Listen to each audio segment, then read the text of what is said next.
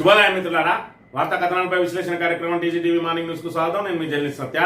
ముందుగా రాష్ట్రంలోని ప్రధాన వార్తలను కనుక పరిశీలించినట్లయితే రాష్ట్ర రాజకీయాలన్నీ కూడా బీసీ రిజర్వేషన్ల వైపే చూస్తూ ఉన్నాయి.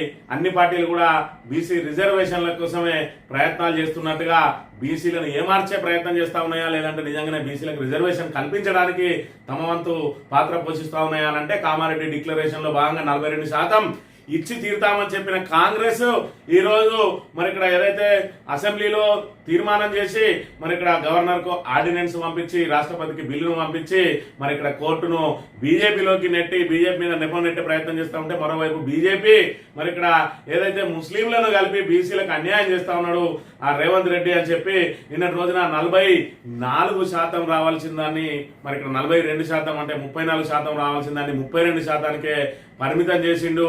మరి ఇక్కడ రేవంత్ రెడ్డి గతంలో చూసుకున్నట్టయితే 34% రావాల్సి ఉండే ఈయన 32%కే అంటే ఇంకా 2% తగ్గించిండు అని చెప్పి అందులో ఏదైతే మత ప్రాతిపదికన వాళ్ళని తీసుకొచ్చి బీసీలలో కలపడం ఎంతవరకు సంబంధించిన బీజేపీ ఎదురుదాడికి దిగుతా ఉన్నది.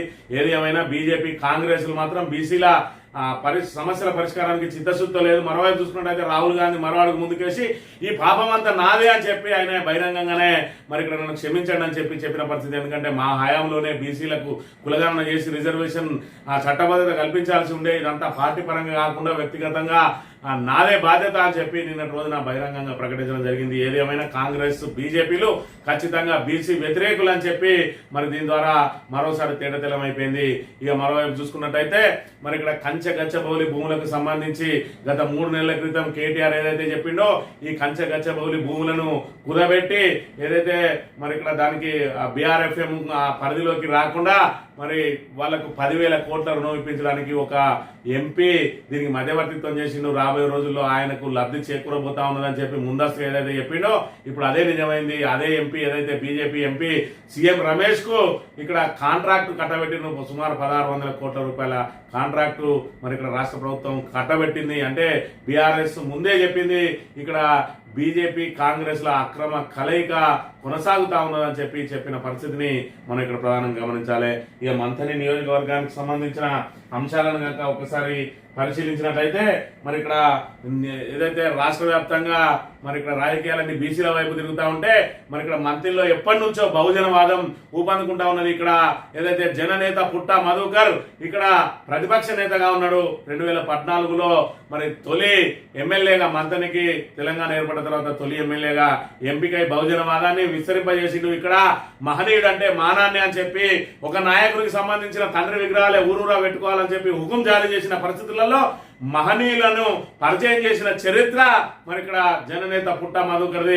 ఇవాళ చాకలైలం అయితేంది, అదేవిధంగా సర్వాయి పాపన్న అయితేంది, మరి ఇక్కడ ఏకలవ్యుని కానుంచి మొదలు పెడితే మరి అనేక రకాల మహనీయుల విగ్రహాలను ఏర్పాటు చేసిండు.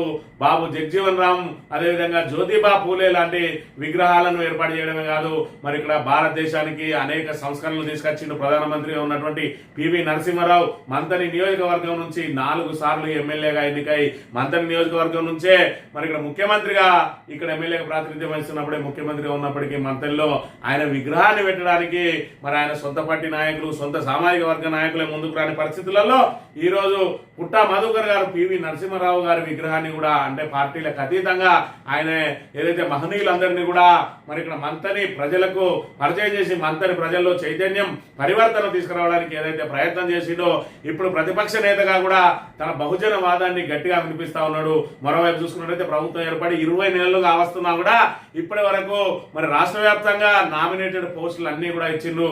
కింది స్థాయిలో మా బహుజనులకు మరి ఇక్కడ పదవులను పంపకాలు చేపట్టరా అని చెప్పి ఏదైతే ప్రభుత్వాన్ని ఇక్కడ మంత్రి శ్రీధర్ బాబును నిలదీసిండో చివరికి ఏదైతే నామినేటెడ్ పోస్టులు పంపిణీ చేయక తప్పలేదు. దాంతో మరి ఇక్కడ ఏదైతే ఆ నాయకులకు బహుజనవాదం ఇక్కడ పూర్తిగా మధ్యలో విస్తరిస్తున్న నేపథ్యంలో మేము కూడా బహుజనులకు అనుకూలమే అని చెప్పి మరి ఇక్కడ చెప్పుకోవాల్సిన పరిస్థితి ఏర్పడ్డది. ఈ రోజు బహుజన నాయకులకు మరి ఇక్కడ ఏదైతే తప్పనిసరిగా విధి లేక వాళ్ళకు పదవులు ఇవ్వాల్సిన పరిస్థితి ఏర్పడ్డది. దాంతో మరి ఇక్కడ ఏదైతే గ్రంథాలయ చైర్మన్ మొన్ననే మరి ఇక్కడ ఏదైతే భూపాలపల్లి జిల్లాకు సంబంధించిన గ్రంథాలయ చైర్మన్ కోట రాజబాబు గౌడ్ బీసీకి ఇవ్వడం జరిగింది. అదే విధంగా ఇప్పుడు చూసుకున్నట్టయితే 3 మార్కెట్ కమిటీలు ఉన్నాయి మంత్రిలో. ఒకటి కాటారం, రెండోది మంతని, మూడోది కమాన్పూర్. కాటారం ఎస్సీ మహిళకు కేటాయించబడ్డది రిజర్వేషన్ లో, అది ఎట్టి పరిస్థితుల్లో ఎవరికి ఇచ్చిన ఎస్సీ మహిళకి ఇవ్వాల్సిందే. ఇక మంతని అదే విధంగా కమాన్పూర్ చూసుకున్నట్టయితే ఈ రెండు కూడా ఓసీ సామాజిక వర్గానికి కేటాయించడం జరిగింది. ఇక్కడ చూసుకున్నట్టయితే Kamanpur Peddapalli district 4th constitution is fixed as OC general.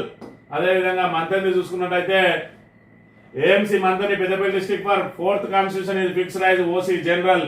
ఈ రెండింటిని కూడా ఈ రోజు బీసీ బిడ్డలకు, ఒక కాపు బిడ్డకు, ఒక రజక బిడ్డకు ఈరోజు ఇవ్వక తప్పని పరిస్థితి ఏర్పడ్డది. మంత్రుల్లో మార్పు మొదలైంది. జనరల్ లో 2 బీసీలకు చైర్మన్ గిరి బహుజనవాదం ఎఫెక్ట్ అని చెప్పి మరి ఇలా చూసుకున్నట్టయితే ఖచ్చితంగా బహుజనవాదం ఎఫెక్ట్ తోటి ఇవాళ ఒక బహుజన నాయకుడు గలమెత్తితే ఈ రోజు మనకి ఏ విధంగా మన హక్కులు కాపాడబడతా ఉన్నాయి, ఏ విధంగా మనం కూడా గౌరవప్రదమైన పదవులలో ఉండబోతున్నాం అనేది కాంగ్రెస్ మిత్రులు కూడా ఆలోచన చేసుకోవాలి. మీరు ఏదైతే మౌనంగా ఇన్ని రోజుల పాటు ఎంత రోధించిందో మా అందరికి కూడా తెలుసు. ఈ రోజు మీరు అక్కడ ఏ విధంగా అణచివేయబడతా ఉన్నారో కూడా, ఏ విధంగా మీరు ఈసడింపులకు గురవుతా ఉన్నారో కూడా మరి ఇక్కడ అందరికీ తెలిసిన విషయమే.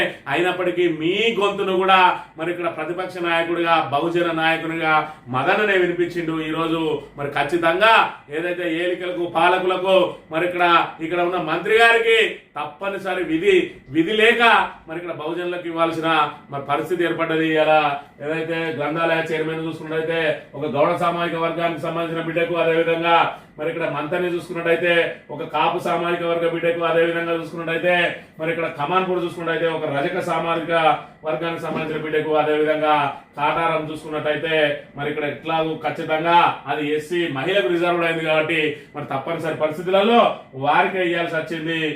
టోటల్ గా మరి ఇక్కడ 3 ఏదైతే మార్కెట్ కమిటీ పదవులు చైర్మన్ గిరి, అదే విధంగా మరి గ్రంథాలయ చైర్మన్ కూడా ఈ రోజు బడుగు బలహీన వర్గాలకు రావడం ఖచ్చితంగా మరి ఇక్కడ మంతని బడుగు బలహీన వర్గాలు సాధించిన మొదటి విజయంగా దీన్ని మనం ఇక్కడ భావించవచ్చు. ఇదే విధంగా బడుగు బలహీన వర్గాలు ఏదైతే మరి బడుగు బలహీన వర్గాల కోసం పుట్టమధు గారు గలమెత్తుతా ఉన్నారో వారి గలానికి మన అందరం కూడా మరి ఇక్కడ మద్దతు పలకాల్సిన అవసరం ఉన్నది. ఈ రోజు బడుగు బలహీన వర్గాలు ఏదో ఈ నామినేటెడ్ పోస్టులకే పరిమితం కావద్దు.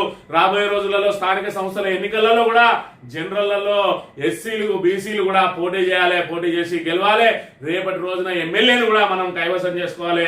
రాబోయే రోజులలో బహుజనులు రాజ్యాధికారం చేపట్టాలి. ఆ రాజ్యాధికారానికి చేపట్టడానికి మంత్రిలో ఇప్పుడే మార్పు మొదలైంది.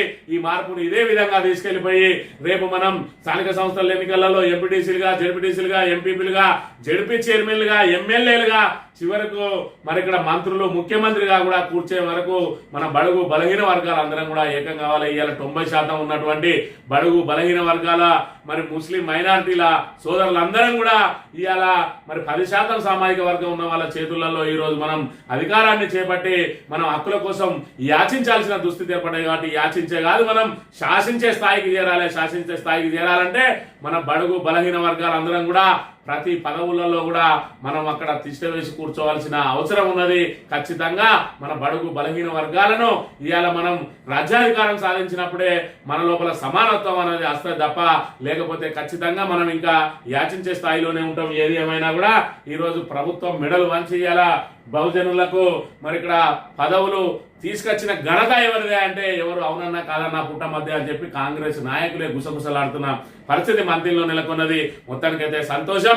ఇలా బీసీ బిడ్డలకు, బహుజన బిడ్డలకు ఈ రోజు పదవులు ఇచ్చినందుకు, పదవులు ఇవ్వాల్సిన పరిస్థితి తీసుకొచ్చినందుకు ముందుగా పుట్టమధు గారికి మరి ఇక్కడ ఈ సందర్భంగా కృతజ్ఞతలు తెలియజేస్తా ఉన్నాం. ఇక వార్తా కథనాలను కనుక పరిశీలించినట్లయితే ముందుగా నమస్తే తెలంగాణలో ఈ ఏడాది అంబేద్కర్ జయంతి రోజైన ఏప్రిల్ 14 పోలీసుల దాష్టీకానికి అద్దం పట్టే దృశ్యం ఇది. కామారెడ్డి జిల్లా లింగంపేట అంబేద్కర్ చౌరస్తాలో బాబాసాహెబ్ జయంతి వేడుకల సందర్భంగా బీఆర్ఎస్ కార్యకర్తలు ఫ్లెక్సీలు ఏర్పాటు చేశారు. అయితే వాటిని చించేసిన పోలీసులు నిరసనకు దిగితే నాయకులపై దౌర్జన్యం దిగిండు. మాజీ ఎంపీ దళిత నాయకుడు ముదాన్ సాయిల్ ను ఏదైతే అంబేద్కర్ జయంతి రోజున ఫ్లెక్సీలు చింపేస్తే వీళ్ళు నిరసనకు దిగితే ఇక బట్టలు ఊడదీసేరాక కూడా తీసి ఒక దళిత సోదరుణ్ణి ఈ విధంగా అవమానం చేసిండు. అవమానం చేస్తే మరి ఇక్కడ నిన్నటి రోజున ఏదైతే కేటీఆర్ గారు తీవ్రమైన హెచ్చరికలు జారీ చేసిండ్రు, పోలీస్ అధికారులు సంయమనం ఉండాలి, మీరు చట్ట ప్రకారం నడుచుకోవాలి, ఇలాంటి దాష్టికాలకు పాల్పడితే రాబోయే రోజులలో ఖచ్చితంగా మీ యూనిఫామ్లు కూడా మరి ఇక్కడ తొలగించాల్సి వస్తుందని చెప్పి కూడా తీవ్ర హెచ్చరికలు చేసిండు. ఏదైతే అదే ముదాం సాయిలు ఎంపీపీ ఉన్నాడో, దళిత సోదరుడు మాజీ ఎంపీపీ, అక్కడైతే మరి ఇక్కడ పోలీసులు ఘోర అవమాన పాలు చేసిండ్రో, ప్రభుత్వం అవమాన పాలు చేసిందో అక్కడనే ఆయనను గౌరవించిండు. నిన్నటి రోజున కేటీఆర్ అండ్ బీఆర్ఎస్ బృందం అంతా కూడా ఆయనను అదే చోట ఎక్కడైతే అవమానాలకు గురైండో అదే చోట ఆయనకు శాల్వా కప్పి సత్కరించి ఆయనను కూర్చోబెట్టి మరి గౌరవించి ఇవాళ మీ పోలీసుల దాష్టికానికి, మీ ప్రభుత్వ దాష్టికానికి ఇదే సమాధానం రాబోయే రోజులలో ఖచ్చితంగా ఎవరెవరైతే ఈ దాష్టికానికి పాల్పడరో వాళ్ళందరినీ మరి ఇక్కడ వాళ్ళందరి సంగతి కూడా చెప్తామని చెప్పి ఘోర అవమానానికి గురైన చోటే ఘన సన్మానం ఇది. పోలీస్ దౌర్జన్యానికి, ప్రభుత్వ దమనకాండకు పదునైన హెచ్చరిక ఇది. పోలీసుల చేతిలో అవమానానికి గురైన దళిత నేత ముదాం సాయిల్ను బీఆర్ఎస్ వర్కింగ్ ప్రెసిడెంట్ కేటీఆర్ ఘనంగా సన్మానించారు. బట్టలు పొద్దున వదలకుండా పోలీసులు ఇచ్చుకెళ్లిన లింగంపేట మండల కేంద్రంలోని అంబేద్కర్ చౌరస్తాలో శుక్రవారం ఏ చోట అయితే ఆయనను బట్టలు ఊడదీసి మరీ లాక్కెళ్ళిందో ఈ పోలీసుల దమనకాండ జరిగిందో అక్కడే ఇక్కడ గౌరవించిండ్రు పూర్తి స్థాయిలో. అక్కడ ఆయన కూర్చోబెట్టి శాలువాలతోటి సత్కరించి ఇగో ఇది మా నైజం, ఇగో ఇది మీ నైజం, ఇది బీఆర్ఎస్ నైజం, ఇది కాంగ్రెస్ నైజం అని చెప్పి ప్రజలకు పూర్తి స్థాయిలో వివరింపజేసే ప్రయత్నం చేసుకున్న పరిస్థితిని మనం ఇక్కడ ప్రధానంగా గమనించాలి. కంచగచ్చబౌలి వ్యవహారానికి సంబంధించి చూసుకున్నట్టయితే మన 400 ఎకరాలను కుదబెట్టిన సంగతి మన అందరికీ తెలిసిందే. ఆ బీఆర్ఎఫ్ఎం పరిధిలోకి రాకుండా ఒక ఎంపీ ఒక కన్సల్టెంట్ సంస్థను తీసుకొని వచ్చి మరి ఆ కన్సల్టెంట్ సంస్థ ద్వారా ఆయనకు 10,000 కోట్ల రుణం ఇప్పించిండు. ఆ కన్సల్టెంట్ సంస్థ కూడా సుమారు 160 కోట్లు ఏదైతే దాన్ని మన మధ్యవర్తిత కమిషన్ ఫీజు కూడా ఇచ్చిండ్రు. ఈ నేపథ్యంలో ఆ ఎంపీ కూడా రాబోయే రోజులలో లబ్ధి చేకూరబోతా ఉన్నది. ఆ ఎంపీ వివరాలు కూడా త్వరలో బయట పెడతా అని చెప్పి ఆ రోజే మరి ఇక్కడ కేటీఆర్ గారు చెప్పడం జరిగింది. ఇగో ఈ రోజు చూసుకున్నట్టయితే ఆ ఎంపీ ఎవరో బట్టబయలైంది. బీజేపీ ఎంపీ రుణం తీర్చుకున్న సీఎం కంచె భూముల తాకట్టుకు సహకారం, అందుకే సీఎం రమేష్ కు రేవంత్ బహుమానం. 1665 కోట్ల ఫ్యూచర్ సిటీ రోడ్డు పనుల అప్పగింత. బీజేపీ కాంగ్రెస్ చీకటి పొత్తులకు ఇదే నిదర్శనం. కాంగ్రెస్ అగ్రనేత రాహుల్ సమాధానం చెప్పాలి. BRS working president KTR demand అని చెప్పి ఇవాళ చూసుకున్నట్టయితే మరి ఇక్కడ కంచగచ్చబౌలికి సంబంధించి 400 ఎకరాలకు సంబంధించి 10,000 కోట్ల రుణం ఇప్పించిండో ఆయన రుణాన్ని 1665 కోట్ల ఫ్యూచర్ సిటీ టెండర్ రోడ్ల టెండర్ ఇచ్చి ఇవాళ ఆయన రుణం తీర్చుకున్నాడు. ఇది 3 నెలల ముందే కేటీఆర్ గారు ఆ రోజే చెప్పిండు. ఆ ఎంపీ పేరు కూడా చెప్తా, త్వరలో బట్టబయలు చేస్తా అని. ఆల్రెడీ బట్టబయలు అయింది. CM Ramesh BJP MP Andhra ప్రాంతానికి సంబంధించిన వ్యక్తే ఈ వ్యవహారంలో కీలక సూత్రధారి. ఆయనకు ఇవి అందింది 1665 కోట్ల కాంట్రాక్ట్ అని చెప్పి నిన్నటి రోజున ఆయన అది విషయాన్ని బట్టబయలు చేసిన అంశాన్ని మనం చూడవచ్చు. ఇక దళిత వ్యతిరేక రేవంత్ను గద్దె దింపాలి. కాంగ్రెస్ మేనిఫెస్టో ఈ శతాబ్దపు అతిపెద్ద మోసం. చేవెళ్ల డిక్లరేషన్ లో ఒకటి కూడా అమలు చేయలే. ఆదాయం పుట్టాలంటే దమ్మున్న సర్కార్ కావాలి. రైతుల పైసలు రాహుల్ గాంధీ జేబులోకి పోతున్నాయి. ధ్వజమెత్తిన BRS working president KTR. Kamareddy జిల్లా లింగంపేటలో ఆత్మగౌరవ గాంజన అని చెప్పి దళిత వ్యతిరేక రేవంత్ను గద్దె దించాలి. ఎందుకంటే చేవెళ్లలో మరి ఇక్కడ దళిత డిక్లరేషన్, ఎస్సీ డిక్లరేషన్ అని పెట్టిండు. ఎస్సీ డిక్లరేషన్ లో ఇప్పటి వరకు ఏదైనా అమలైందా?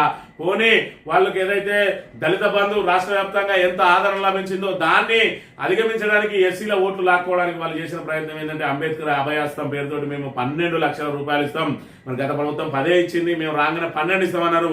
ఆ 12 లక్షలు కాదు కదా, 12 పైసలు కూడా ఇవ్వలేదు. ఆల్రెడీ గ్రౌండింగ్ పూర్తయిన పాత లబ్ధిదారులకు కూడా ఇవాళ డబ్బులు ఇవ్వకుండా వేధిస్తున్నటువంటి ఈ సర్కార్ మరి ఇక్కడ ఈ కాంగ్రెస్ మేనిఫెస్టో ఏదైతే ఉన్నదో ఈ శతాబ్దపు అతిపెద్ద మోసం అని చెప్పి నిన్న కేటీఆర్ వ్యాఖ్యలు చేసిండు. మరి ఈ మేనిఫెస్టోను రచించింది ఎవరు ఒక్కసారి ఆలోచన చేయాలి. అంటే ఈ ప్రజలను ఈ విధంగా ఏమార్చింది ఎవరు ఒక్కసారి ఆలోచన చేయాలి. 4 సార్లు మరి ఇక్కడ మంత్రి నుంచి ప్రాతినిధ్యం వహించినటువంటి ఎమ్మెల్యే, మరి ఇక్కడ మంత్రిగా అనుభవం ఉన్నది, విప్పుగా అనుభవం ఉన్నది. అలాంటి వ్యక్తి శ్రీధర్ బాబు గారే మరి ఇక్కడ రాసి 5వసారి గద్దెనెక్కిండు. ఏం చేసిండు? 4 సార్లు మంత్రి ప్రజలను ఏ విధంగా అయితే మోసం చేసిండో ఇవాళ రాష్ట్ర వ్యాప్తంగా ప్రజలను ఏ విధంగా మోసం చేయాలనేది ఒక ఐడియా వచ్చింది. దాంతో ఎవరెవరిని ఏ విధంగా మోసం చేయాలి అనేది ఆయనకు వెన్నెతో పెట్టిన విద్యగా అబ్బింది. కాబట్టి ఇవాళ రాష్ట్ర ప్రజలందరినీ కూడా మోసం చేసిన ఘనత మంత్రి శ్రీధర్ బాబుకే దక్కుతుందని చెప్పడంలో అతిశయోక్తి లేదు. మంత్రిలో ఈ ఏదైతే ఈ శతాబ్దపు అతిపెద్ద మోసమైనటువంటి ఈ మేనిఫెస్టో మంత్రి ప్రజలను ఏమార్చడానికి సరిపోదో. ఎందుకంటే ఇక్కడ ఒక బహుజన నాయకుడు ఉన్నాడు, నిత్యం ప్రజలకు అందుబాటులో ఉంటూ ఇక్కడ ప్రభుత్వ కార్యక్రమాలతో పాటు ప్రభుత్వ అభివృద్ధి కార్యక్రమాలతో పాటు సొంతంగా కూడా తాను అనేక ఏదైతే సేవా కార్యక్రమాలు చేసినటువంటి మరి పుట్టా మధుకర్ను ఓడించాలంటే మరి ఈ మేనిఫెస్టో సరిపోదని ఆయన ఇంకా సొంత మేనిఫెస్టో కూడా పెట్టుకున్నాడు. మంత్రిని కాళేశ్వరాన్ని సంవత్సరంలోపే పూర్తి చేస్తా, చిన్న కాళేశ్వరం అన్నాడు. సంవత్సరం కాదు 20 నెలలు దాటిపోయింది, ఇప్పటి వరకు పూర్తి చేయలేదు.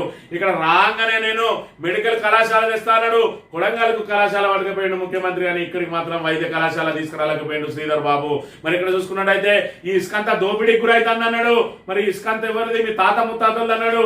ఇవాళ చూసుకుంటే మేము రాగానే 2 రోజులలోనే ఇసుక లారీలు ఆపివేస్తా, అనేక మంది మృత్యువాత పడతా ఉన్నారు అన్నాడు. ఈ రోజు చూసుకుంటే నిత్యం ఇసుక లారీల బారిన పడి అవయవాలు కోల్పోతా ఉన్నారు, మృత్యువాత పడతా ఉన్నారు.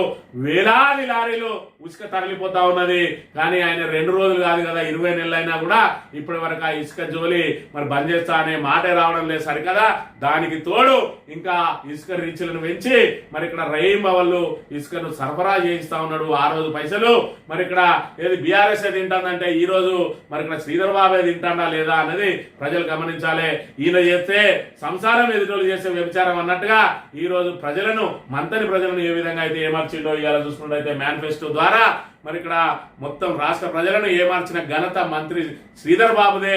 మరి ఆయనకు ఖచ్చితంగా ఈ మోసపూరితమైనటువంటి మరి ఇంత మేనిఫెస్టోను రచించి మరి ఇక్కడ 4 కోట్ల తెలంగాణ ప్రజలను మోసం చేసిన ఆయనకు ఖచ్చితంగా మొన్ననే చెప్పిండు మరి ఇక్కడ పుట్టా మధుకర్ జననేత, మరి ఈయన ఖచ్చితంగా ఆస్కార్ అవార్డు ఇవ్వాలని.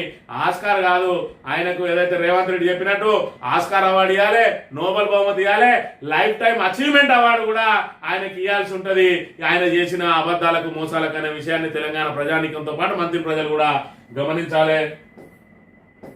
జీ హుజూర్ గుడ్డి దర్బార్ అక్రమార్కులకు వందబడుతున్న అధికారులు 9,000 కోట్ల సర్కార్ భూమి కబ్జాపై గప్చుప్ అని చెప్పి ఒకవైపు మరి ఇక్కడ ఏదైతే టీఎన్జిఓకి సంబంధించిన వాళ్ళందరి భాగ్యనగర్ టీఎన్జిఓ హౌసింగ్ సొసైటీకి సంబంధించిన వాళ్ళందరూ ఇంత ఆందోళన చేస్తా ఉన్నా కూడా దర్జాగా రోడ్లు వేస్తా ఉన్నారు. ప్రభుత్వ భూమికి రెక్కలు వచ్చింది. మరి ఇక్కడ ఎవరైనా కబ్జాలు చేస్తే ప్రభుత్వానికి చెప్తారు, ప్రభుత్వంలోని పెద్దలే కబ్జా చేస్తే ఇంకెవరికి చెప్తారు? పోలీసులు ఓరు, రెవెన్యూలు ఓరు, కలెక్టర్ ఓరు, అక్కడికి వేరే వాళ్ళని కూడా పోకుండా పూర్తి సెక్యూరిటీ పెట్టుకుని లోపలికి ఎవరిని రానియరు. ఈ విధంగా 9,000 కోట్ల భూమిని మరి ఇక్కడ యథేచ్ఛగా కబ్జా చేస్తున్న పరిస్థితిని మనం ఇక్కడ ప్రధానంగా గమనించాలి. అదే కాదు, ఇక్కడ భూమి కబ్జా కోసం గుడినే కూల్చేసిరట. మరి దీని ద్వారా 1,200 కోట్ల భూమి హస్తగతానికి కుట్రాట. 12 ఎకరాల ప్రభుత్వ భూమి అమ్మకానికి ప్లాన్. ఆక్రమణకు అడ్డుగా ఉన్నదని ఆలయం కూల్చివేత 30 ఏళ్లుగా పూజలు అందుకుంటున్న పెద్దమ్మ తల్లి గుడిపైకి బుల్డోజర్లు పంపిన కాంగ్రెస్ ప్రభుత్వం మరి ఎక్కడ అప్పు కూడతలేదని చెప్పుకుంటున్నారు రేవంత్ రెడ్డి ప్రభుత్వం. ఎక్కడ భూమి దొరికితే అక్కడ తెగనమ్మడానికి ప్రయత్నం చేస్తా ఉన్నాడు. వాళ్ళ గుళ్ళున్నా బళ్ళున్నా కూల్చేయడానికి వెనకాడడం లేదు. ఇగో ఇది పరిస్థితి అనే విషయాన్ని మనం ఇక్కడ గమనించాలి. ఇక గురుకుల టెండర్లు కార్పొరేట్ కే మరి ఇక్కడ గురుకుల టెండర్లు ఏదైతే చిన్న చితక వాళ్ళు ఆ టెండర్లు వేసుకుని ఒక్కొక్క స్కూల్ కు ఒక్కొక్క చిన్న చితక కాంట్రాక్టర్ చేసుకుంటా అంటే ఇదంతా కూడా గుత్తాధిపత్యం. మరి ఇక్కడ ఏదైతే కార్పొరేట్ చేతికి అందించడానికి 4 కోట్ల మరి ఇక్కడ టర్న్ ఓవర్ ఉండాలని పెట్టిందట. దీని ద్వారా ఎవడో కాంట్రాక్టర్ మళ్ళా అదే ఈ కింది వాళ్ళకే ఇస్తా అంటాడు. మరి ఇక్కడ ఒకరు 2 రోజుల కాంట్రాక్ట్, 2 రోజులు 3 రోజుల కాంట్రాక్టు, ఈ రకంగా కమిషన్లతోటి పోను మళ్ళా వీళ్ళకి ఇవ్వాల్సింది నాణ్యత లేని మరి భోజనాన్ని పెట్టాల్సి వస్తుంది. ఎక్కడి వాళ్ళకి అక్కడ పేరెంట్స్ కమిటీలకో లేదంటే మరి స్థానికులకో ఈ టెండర్ల నిర్వహణ కనుక అప్పగించినట్టు అయ్యే ఉంటే ఈ గురుకుల టెండర్లు వాళ్ళు ఖచ్చితంగా నాణ్యమైన భోజనం పెట్టాల్సి ఉంటుంది. అదేవిధంగా వాళ్ళు జవాబుదారీగా ఉంటారు. వాళ్ళ పిల్లలు కూడా అందులో చదివే వాళ్ళకి కనుక టెండర్ ఇచ్చినట్టయితే ఇంకా తమ పిల్లలతో పాటు మిగతా పిల్లలకు కూడా నాణ్యమైన భోజనం అందించే ప్రక్రియను చేపడతారు. ఈ విధంగా కార్పొరేట్కి ఇస్తే వాళ్ళు మళ్ళీ ఈ కింది వాళ్ళకి ఇస్తా ఉన్నారు. కాకపోతే మరి ఇక్కడ ఏదైతే గుడ్డుకు 5 రూపాయలు వస్తే మరి ఇక్కడ వాడో రూపాయి వారికి కిందోడో రూపాయి వారికి కిందోడో రూపాయి పోతే వీరికి కష్టపడికి ఆ 2 రూపాయలు వస్తే వాళ్ళు సిగ్గిపోయినా మరి ఇక్కడ ముక్కు పట్టినా మరి ఇక్కడ మొత్తానికి ఏదైతే ఖరాబ్ అయిన గుడ్లను తీసుకొచ్చి పెడతా ఉన్నారు, ఖరాబ్ అయిన కూరగాయలను తీసుకొచ్చి పెడతా ఉన్నారు, పురుగులు పడ్డ బియ్యాన్ని పెడతా ఉన్నారు. అయినా కూడా ప్రభుత్వం ఇంత జరుగుతున్నా కూడా ఇంకా మరి ఇక్కడ దోపిడీకే పాల్పడుతున్న అంశాన్ని అయితే మనం గమనించాలి. సాక్షి దినపత్రిక విషయానికి వస్తే నిజమైన బీసీలకు నష్టం. తెలంగాణ ప్రభుత్వం 42% రిజర్వేషన్ పై కేంద్ర మంత్రి కిషన్ రెడ్డి రాష్ట్రంలో అధికారంలోకి వస్తే రాజ్యాంగబద్ధం కానీ రిజర్వేషన్ రద్దు చేస్తాం. కాంగ్రెస్ లా తూతు మంత్రంగా కాకుండా దేశంలో రాజ్యాంగబద్ధమైన కులగణన చేసి బీసీలకు న్యాయం చేస్తామంటున్నది. మరి ఇక్కడ ఏదైతే 42% రిజర్వేషన్ సంబంధించి కాంగ్రెస్ బీజేపీలు ఏ విధంగా మరి ఇక్కడ దోబుచ్చులాట ఆడుతా ఉన్నాయి, ఏ విధంగా తప్పించుకునే ప్రయత్నం చేస్తా ఉన్నాయి. మరి ఇక్కడ కాంగ్రెస్ ఏమో మేము ఖచ్చితంగా అమలు చేసి తీరుతామని చెప్పిన కాంగ్రెస్ ఇలా అమలు చేయలేక ఒక్క పార్టీల మీద నిబంధన నెట్టే ప్రయత్నం చేస్తూ ఉంటే బీజేపీ ఏమో మరి ముస్లింలను అడ్డం పెట్టుకొని ఇవాళ బీసీలకు అన్యాయం చేసే ప్రయత్నం చేస్తూ ఉన్నది. ఇవాళ ముస్లిం అనేది మతపరమైన రిజర్వేషన్లు నిలిచిపెడితే ముస్లింలను కూడా మరి ఇక్కడ ఏదైతే కొన్ని వర్గాలను ఇలా బీసీలలో కలిపి ఉన్నారు, మరి వాళ్ళని ఇలా కలపద్దంటాడు. మరి ఇక్కడ వీళ్ళ బీజేపీ అధికారంలో ఉన్న రాష్ట్రాల్లో కూడా ముస్లింలకు సంబంధించి బీసీలు ఓబీసీ రిజర్వేషన్లు అమల్లో ఉన్నాయి. దానికి దీనికి పొందలు లేని మాటలు మాట్లాడుకుంటూ ఇలా బీసీలకు అన్యాయం చేయడానికి కాంగ్రెస్ బీజేపీలు మరి ఇక్కడ నువ్వు కొట్టినట్టు చేయి నేను ఎరిచినట్టు చేస్తా అని చెప్పి రెండు పార్టీలు కూడా ఒకరి మీద ఒకరు నెపం నెట్టుకుంటూ బీసీలకు అన్యాయం చేసే ప్రయత్నం చేస్తా ఉన్నాయి. ఏది ఏమైనా బీసీలను ఓటు బ్యాంకులుగా ఏదైతే భావిస్తున్నటువంటి కాంగ్రెస్ బీజేపీలకు ఖచ్చితంగా బుద్ధి చెప్పాల్సిన అవసరం అయితే ఉన్నది. ఖచ్చితంగా ఓబీసీ రిజర్వేషన్ కనుక 42% అమలు చేయకపోతే బీజేపీ కాంగ్రెస్ లకు బుద్ధి చెప్పినప్పుడే వాళ్ళు ఇచ్చిన ఈ హామీలు ఏవైతే ఉన్నాయో అవన్నీ కూడా అమలయ్యే అవకాశం ఉంటుంది. ఓబీసీల కోసం ప్రత్యేక ప్రణాళిక ఏఐసీసీ చీఫ్ మల్లికార్జున ఖర్గే సంక్షేమ ఫలాలు అందించడమే కాంగ్రెస్ పార్టీ ప్రధాన లక్ష్యం అట.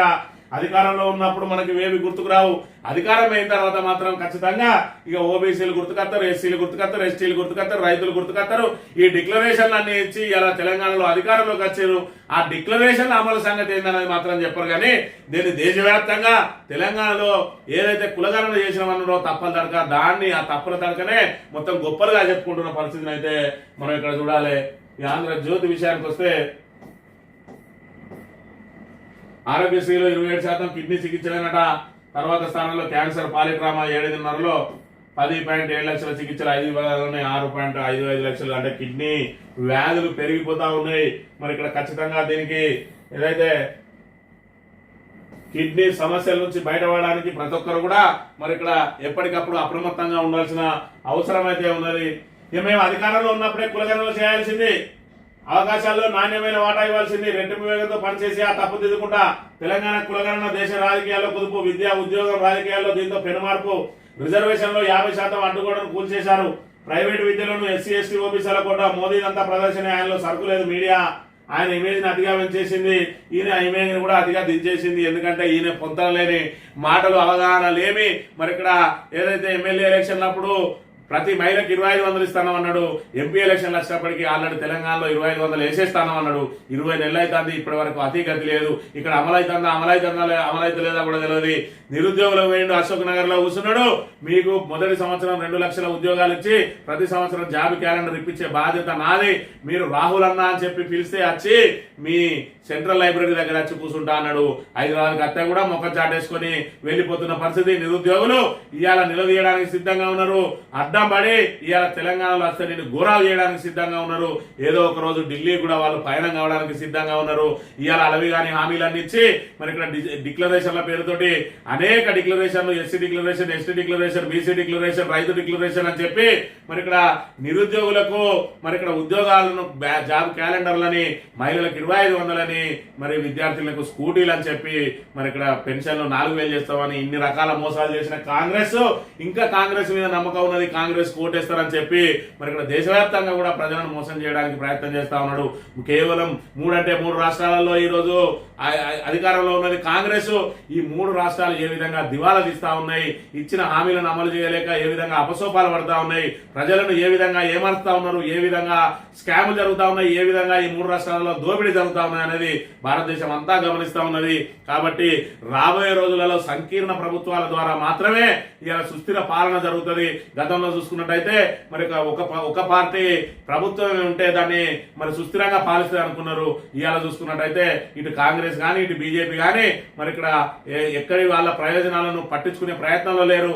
ఇవాళ దక్షిణాది ప్రాంతాల ప్రయోజనాలను ఈ 2 పార్టీలు కూడా పట్టించుకునే మరి ఏదైతే అది లేదు. కాబట్టి మరి ఖచ్చితంగా ప్రాంతీయ పార్టీలదే హవా ఉండాలి, ప్రాంతీయ పార్టీలనే మరి ఎక్కడి వాళ్ళు అక్కడ కాపాడుకోవాలి. ఇవాళ ఏపీ చూసుకున్నట్టయితే ఏపీ సంబంధించిన ఎంపీల అవసరం ఏదైతే కేంద్రంలో పడ్డదో ఏపీ అడిగిన దానికల్లా కేంద్రం మరి ఇక్కడ ఏదైతే చెవులూపుతా ఉన్నది, అదే తెలంగాణకు మాత్రం 8 మంది బీజేపీ ఎంపీలను ఇచ్చినా కూడా ఇప్పటి వరకు పైసా విధించలేదు. తెలంగాణ నీళ్ళని కూడా దోసుకుపోయే ప్రయత్నం చేస్తా ఉన్నది. అక్రమంగా కట్టే బనకచెర్లకు మాత్రం ఆంధ్రాలో అనుమతిస్తా ఉన్నది. కాబట్టి తెలంగాణ ప్రజలు గమనించాలి, తెలంగాణ ఇంటి పార్టీని గెలిపించుకుంటూనే మన ప్రాంత ప్రయోజనాలు కాపాడబడతాయనే విషయాన్ని కూడా మనం ఒకసారి మననం చేసుకోవాలి. ఈ జస్టిస్ వర్మ అభిశంసన లోక్సభలోనట, మరి ఇక్కడ లోక్సభలో చేయాలన్నా రాజ్యసభలో చేయాలన్నా అనే దాని మీద కూడా మరి ఇక్కడ ఏదైతే ఆధిపత్యం కొనసాగుతూ ఉన్నది, ఏదైతే రాజ్యసభలో చేసే ఉంటే కాంగ్రెస్ కు పేరు వస్తుంది, లోక్సభలో చేసే ఉంటే బీజేపీకి పేరు వస్తుంది. మరి ఇక్కడ పేరు కోసం ఈ రెండు పార్టీలు ఏ విధంగా తహతాలాడుతా ఉన్నాయనే విషయాన్ని మనం ఇక్కడ ప్రధానంగా గమనించాలి. ఇక పొన్నం లేదా మహేష్ గౌడ్ ను సీఎం చేయాలి, బీసీలపై రేవంత్ కున్న ప్రేమను దాటుకోవాలి, దత్తాత్రేయను ఉపరాష్ట్రపతి చేయాలన్న ముఖ్యమంత్రి డిమాండ్ సంతోషకరం. రేవంత్ తన విమర్శలతో మోడీనే కాదు బీసీలను అవమానించారు, బండి ఈటల విమానం సంసిపోతుంది. బీజేపీ రాష్ట్ర అధ్యక్షుడు రామచంద్రరావు, ముందు మీ నాయకుడు ఏ కులమో చెప్పు, ప్రధాని మోడీని కన్వర్టెడ్ బీసీ అంటావా, సీఎం వ్యాఖ్యలకు కిషన్ రెడ్డి కౌంటర్ అని చెప్పి మరి ఇక్కడ బండారు దత్తాత్రేయను ఉపరాష్ట్రపతిని చేయాలని చెప్పి ఏదైతే మరి ఇక్కడ రేవంత్ రెడ్డి డిమాండ్ చేసిండో, మరి ఇక్కడ పొన్నంను లేదా మహేష్ గౌడ్ ను సీఎం చేయాలని చెప్పి బీజేపీ డిమాండ్ చేస్తా ఉన్నది. ఇగో ఈ విధంగా ఒకరి మీద ఒకరు మరి ఇక్కడ బీసీ ఏదైతే రిజర్వేషన్లను అపహాస్యం చేస్తా ఉన్నారు. ఇద్దరు కూడా బీసీలకు మరి ఏదైతే స్థానిక సంస్థలలో 42% రిజర్వేషన్లు అమలు చేయించుండారంటే ఒకరి మీద ఒకరు నెపం నెట్టుకొని ఆఖరికి ఉపరాష్ట్రపతి ముఖ్యమంత్రి పదవుల కాడికి పోతారు. కానీ మరి ఇక్కడ బీసీ సమాజం ఏదైతే కోరుకుంటా ఉన్నదో ఈ 42% రిజర్వేషన్ కు ఇగో ఈ రెండు పార్టీలు కూడా బీసీలను ఏ విధంగా మోసం చేస్తున్నాయో మనం ఇక్కడ ప్రధానంగా గమనించాలి. ఇక మాల్దీవులకు 4,850 కోట్ల సాయం అట.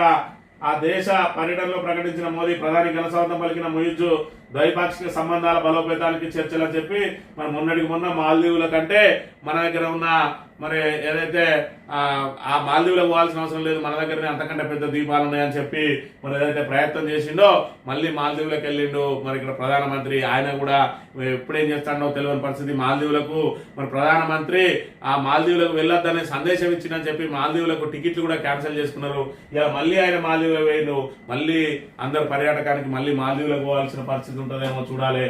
ఈనాడు దినపత్రిక విషయానికి వస్తే ఆ తప్పు నాదే, పార్టీది కాదు.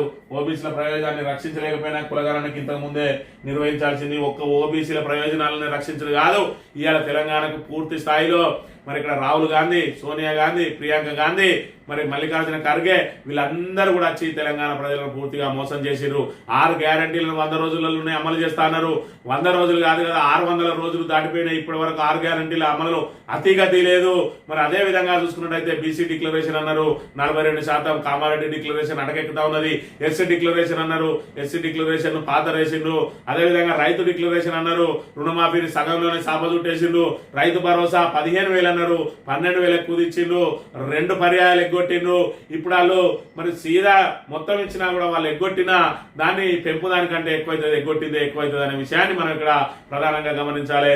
ఓవరాల్ గా నిరుద్యోగులకు నచ్చిండ్రు. మొదటి సంవత్సరమే 2 లక్షల ఉద్యోగాలు ఇచ్చి ప్రతి సంవత్సరం జాబ్ క్యాలెండర్ ఇస్తున్నారు. ఈ విధంగా స్వయంగా రంగంలోకి దిగి తెలంగాణ ప్రజలను పూర్తిగా మోసం చేసిండ్రు.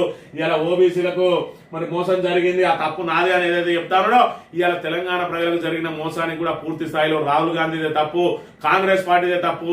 కాబట్టి టాప్ టు బాటం కాంగ్రెస్ లో మొత్తం మోసగాళ్లే ఉన్నారు. కాబట్టి ఇప్పటికైనా కాంగ్రెస్ నైజాన్ని మన తెలంగాణ ప్రజానీకం గుర్తించాలి. గుర్తించి ఖచ్చితంగా కాంగ్రెస్ ను బొందబెట్టినప్పుడే తెలంగాణ ప్రాంత ప్రయోజనాలు కాపాడబడతాయని చెప్పి మరోసారి మీకు మరి తెలియజేస్తూ ఇది ఈ రోజు మార్నింగ్ న్యూస్. తిరిగి వెళ్తాం. Thank you very much.